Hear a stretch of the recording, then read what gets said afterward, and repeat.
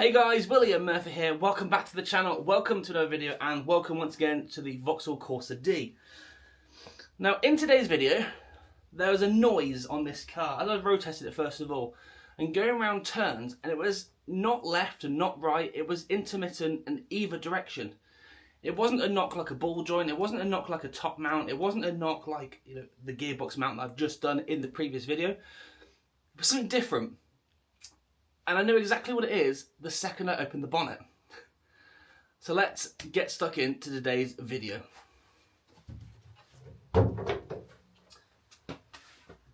Yep, that'll do it. So this here is a 1.4 Ecotec. It's a Corsa D 2010 model.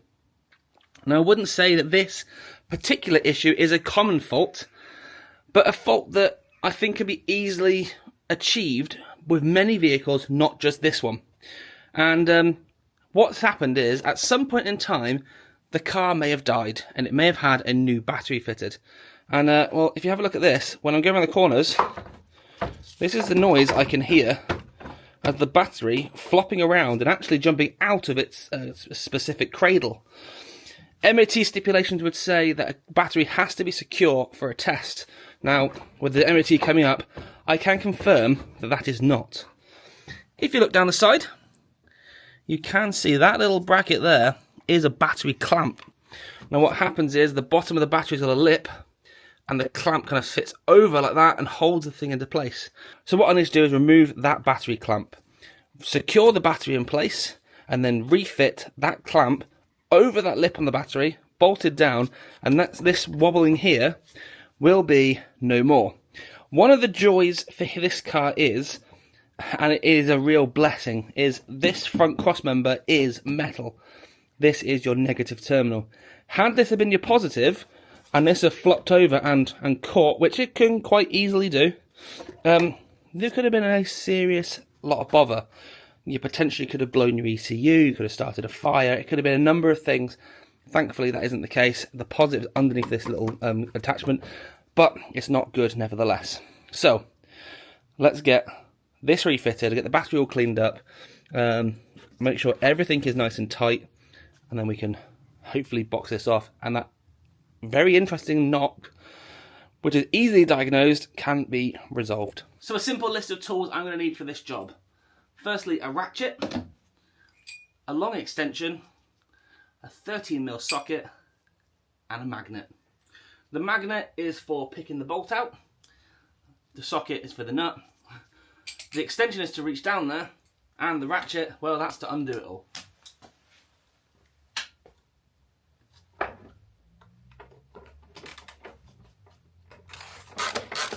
Now this nut, or the bolt, is not tight in the slightest. So whoever's fitted this battery, I would suggest is probably in a bit of a hurry, or didn't really want to do the job.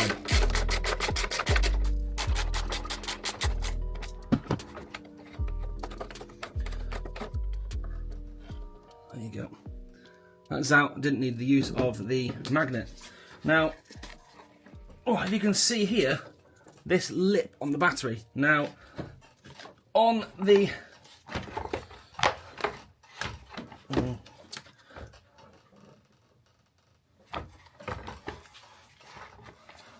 wouldn't that go down to something underneath it?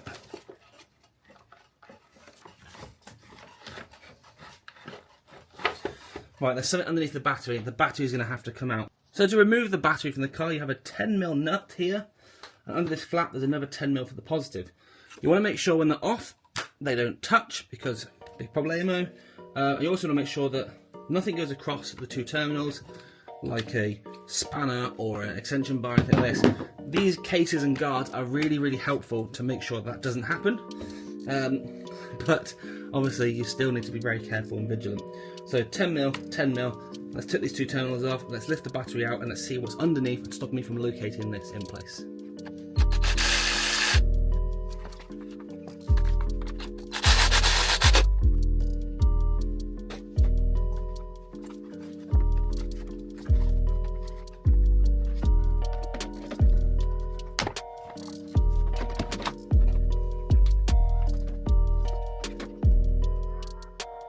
Right.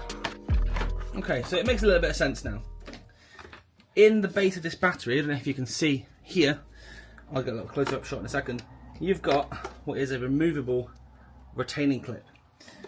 Now, when I clean the marks up, they are for different style batteries, so 40 amperes, 50 amperes, and 80 amperes. And to be honest, it's put in the wrong place because this is a much bigger battery. Let's see if it will fit in the next notch up. And here as well, you've got another lip. So that lip's over one side, that bracket lip's over the other, and that will now fit in theory, a lot nicer.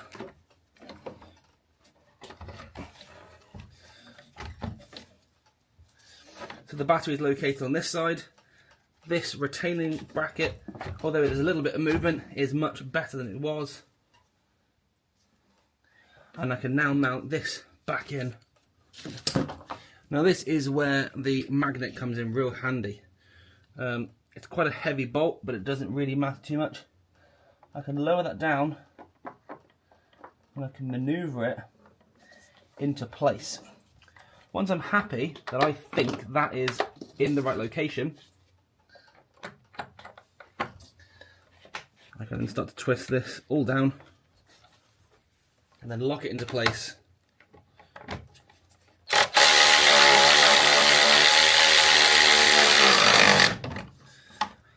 Like so, and the battery is now absolutely secure. I can now fit back up my terminals, bringing this cover back into place.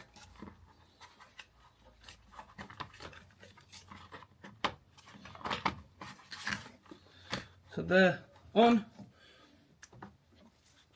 the negative back on.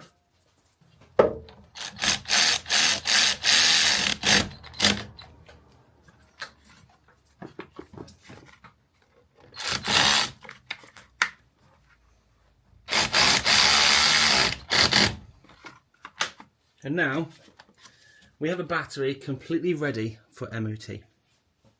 So whilst this might not seem like a big job, that's something that will fail an MOT. And your average MOT garage are unlikely to say, don't worry, we'll do it free of charge. So you've got 45 to 50, maybe £60 for an MOT test, then an hour's labour or half an hour labour to secure a battery, and then a retest. Some places are free, some places you have to pay for.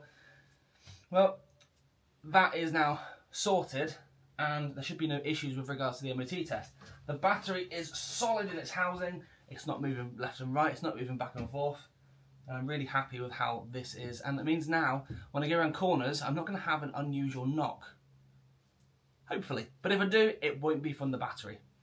So I hope you've enjoyed this. If you have, hit the thumbs up button, comment down below, and I look forward to joining you in the next one with more content on this and other vehicles soon to come. So until next time, thanks for watching, take it easy.